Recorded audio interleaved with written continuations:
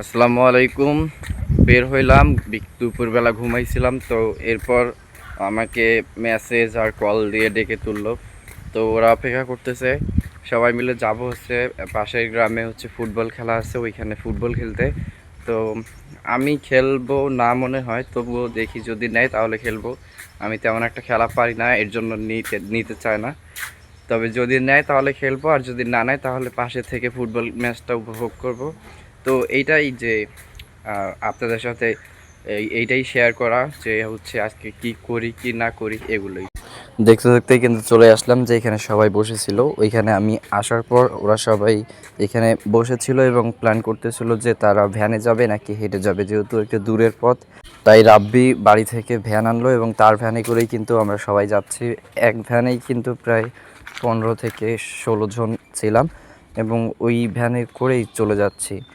এবং অনেকে সাইকেল বা কেউ কেউ পায়ে হেঁটেও গিয়েছিল, যেহেতু খেলা তো খেলে মোটামুটি 11 জন থেকে 10 থেকে 11 জন। কিন্তু সমস্যা হচ্ছে এইখানে আমাদের যারা খেলা দেখে তারাও কিন্তু একই প্রায়োরিটি পায়, খেলা দেখুক বা খেলুক একই প্রায়োরিটি পায় সবাই, যেহেতু সবাই প্লেয়ার আমাদের একই ক্লাব বা হচ্ছে টিমের। তাই এখানে সবাই একই প্রায়োরিটি পায় এবং অনেকেই এখানে হেঁটে যাচ্ছিলো এবং সাইকেলে যাচ্ছিলো। আর আমরা কিন্তু এইভাবেই ভ্যানেই যাচ্ছিলাম আর কি, ঠাসাঠুসি করে প্রায় 16 থেকে 17 জন। আর এইখানে আসার পর এখানে সবাই নামার পর এইখানে সবাই তাদের জার্সিগুলো গায়ে পড়তেছে, যে ড্রেস আপগুলো ছিল ওইগুলো ছেড়ে আর কি সবাই জার্সি গায়ে দিচ্ছিলো এবং মাঠে নামার জন্য রেডি হচ্ছিল। এবং এরপরে আর কি প্র্যাকটিস সেশন শুরু হয়, সবাই যে যার মতো প্র্যাকটিস করে নিচ্ছিল খেলাতে বেস্ট ফলাফল দেওয়ার জন্য।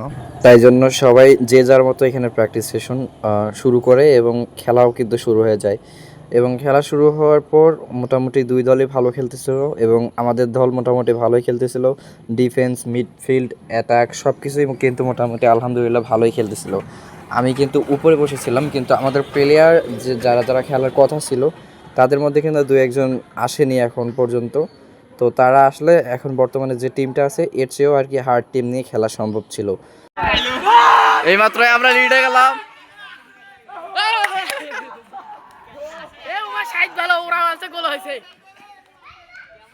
তো এইখানে আমার ছোট ভাই সুজন ও বলতেছিল যে ওরা দুইজন আসার ফলে গোলটা হয়েছে। তো যাই হোক, ও কিন্তু অনেক মজাই করতেছিল, যেহেতু সবাই গোল দিয়ে আমরা লিডে চলে গেছি, এর জন্য আর কি ভালো লাগতেছিল। আশিক ইনজুরি, আমাদের সিবাত ভাই নামবে। আচ্ছা, আমাদের একজন প্লেয়ারের পায়ে ব্যথা পাওয়ার কারণে ও কিন্তু এখানে বসে যায় এবং আরেকজন প্লেয়ার এখন খেলতে নামবে। তো সে কিন্তু একটু আগেই আসলো, যখন গোলটা হয়েছে তার ঠিক ওই সময় এসে যায় এবং সে এখন কিন্তু মাঠে নামবে এবং খেলাটা কিন্তু আবারও শুরু হয়ে যায়। ওকে, এখন পর্যন্ত আমাদের ম্যাচের স্কোর হচ্ছে 1-1। এবং কষ্টকর এটা যে হচ্ছে প্রথমে আমরা যেহেতু গোল দিয়ে লিডে চলে যাই এবং তারপরে কিন্তু আবার একটা গোল খাই এবং এর ফলে কিন্তু আমাদের যে স্কোর টাইমলাইনটা থাকে সেটা কিন্তু 1-1 গিয়ে থেকে এবং এখন কিন্তু আবারও খুব মোটামুটি হাড্ডাহাড্ডি এখানে খেলা হচ্ছে। এখন পর্যন্ত কিন্তু হাফ টাইমও হয়নি, তো এর ফলে কিন্তু খেলাটা ভালোই জমজমাট হয়ে উঠতেছিল। আমাদের প্লেয়ার আশিক অলরেডি বসে গিয়েছে। এই আশিক, কি খবর? পায়ে খুব ব্যথা,